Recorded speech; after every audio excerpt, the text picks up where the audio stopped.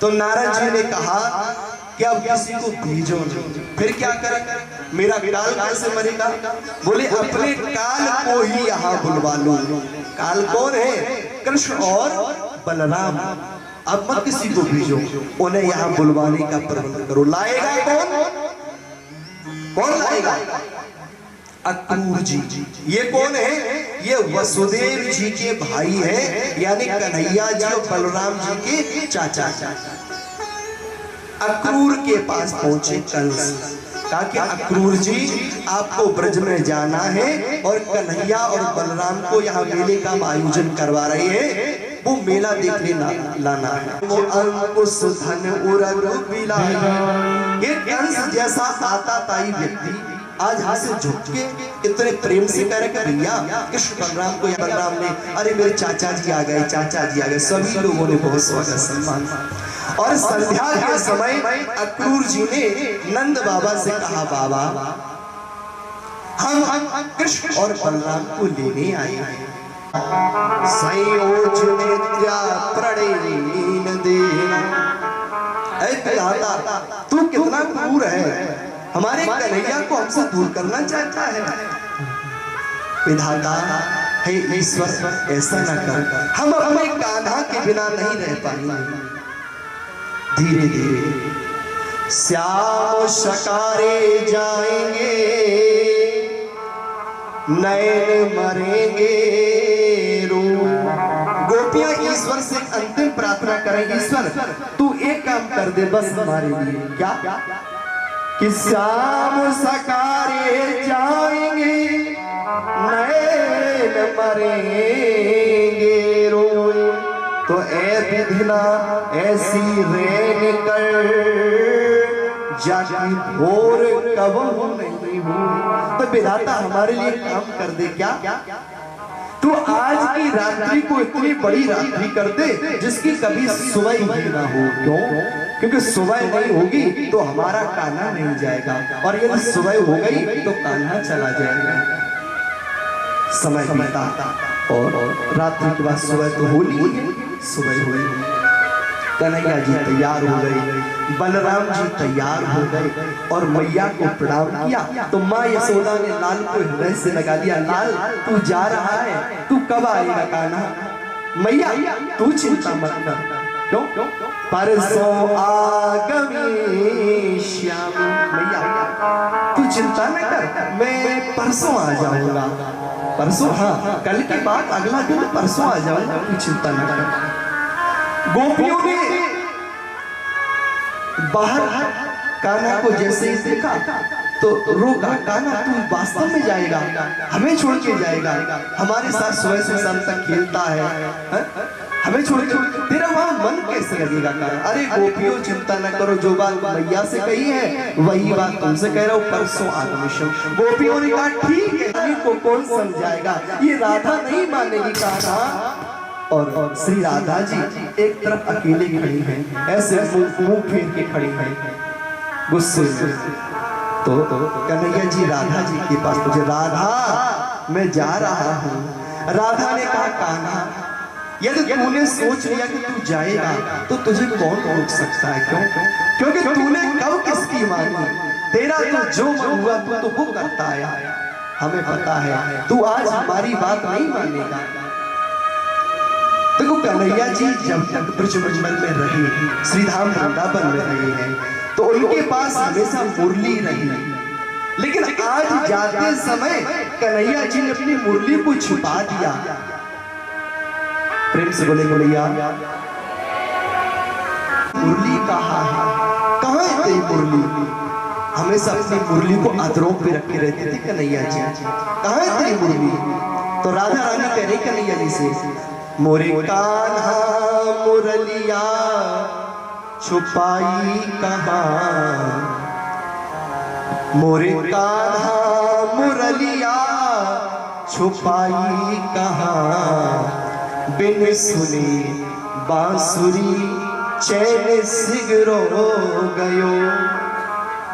मोरे कान्हा मुरलिया छुपाई कहाँ, बिन सुने बांसुरी चैन सिगरो गयो तेरे सुनबे को आतुर मयूरी फिरे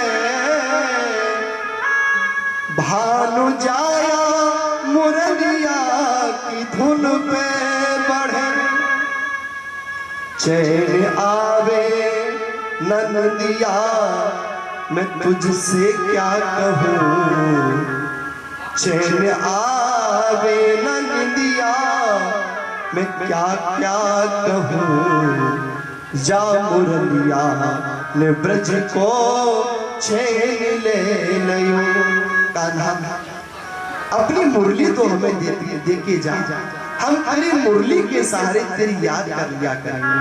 बहुत सी बातें राधा रानी ने कही कन्हैया से, बहुत सी बातें गोपियों ने कही, लेकिन कान्हा जी ने किसी की बात नहीं मानी और कृष्ण और बलराम अक्रूर जी के रथ पर सवार हो गए।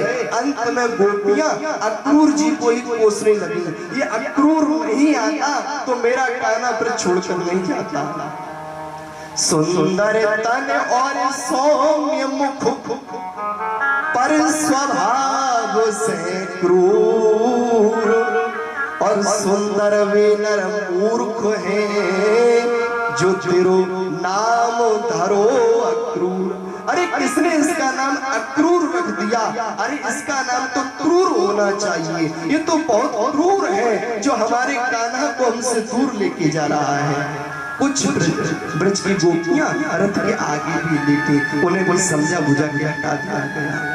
पूरा ब्रज मंडल रो रहा है। कान्हा ने धीरे से अक्रूर चाचा से कहा, चाचा रथ को हाँको। और चाचा रथ को इतनी तेज दौड़ा कि हमें जल्दी से जितना जल्दी हो सके वृंदावन से बाहर निकाल दो। क्योंकि चाचा ऐसा है, इनके आंसू तो हमने देख लिए, गोपियों के, बाबा नंद के, माँ यशोदा के, इनके आंसू देखकर हमने तो अपने आप को संभाल लिया। लेकिन चाचा यदि इन्होंने हमारे आंसू देखे तो ये अपने आप को संभाल नहीं पाएंगे, ये सभी लोग मर जाएंगे। तो जितना जल्दी हो सके रथ को ले चलो। अक्रूर जी ने रथ को वायु वेग से तोड़ा और ब्रजमंडल से बाहर यमुना नदी में श्री अक्रूर जी ने स्नान किया और विचार कर रहे हैं कि इस दुष्ट कंस ने हो सकता है कृष्ण और बलराम को मारने के लिए बुलाया हो और इस हत्या का पाप हमें भी लगेगा। क्यों? क्योंकि लेके तो हम जा रहे हैं कृष्ण बलराम को। हे भगवान, ये आज हमारी कैसी आप प्रतीक्षा दे रहे हैं? क्या परीक्षा ले रहे हैं? भगवान ऐसी परीक्षा ना लो। भगवान कान्हा समझ गए मन ही मन, क्या अक्रूर चाचा घबरा रहे हैं, चलो इन्हें हम अपनी भगवत्ता का थोड़ा सा दर्शन करवाएं। तो क्या दर्शन करवाया? तो जैसे ही यमुना जी में डुबकी लगाई अक्रूर जी ने, तो अंदर कृष्ण और बलराम बैठे हैं यमुना नदी में अंदर। और जैसे ही बाहर देखा तो रथ पे दोनों बैठे।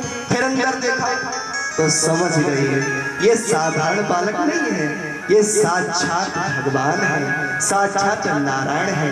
उसके बाद अक्रूर जी ने हाथ जोड़ के प्रार्थना की, कान्हा हम समझ गए तू नारायण है, तूने इसीलिए अपने चाचा को अपनी भगवत्ता का दर्शन करवाया है। कान्हा अब मेरा भय समाप्त हो गया। कान्हा अब मैं समझ गया कि कंस का कान तू ही है।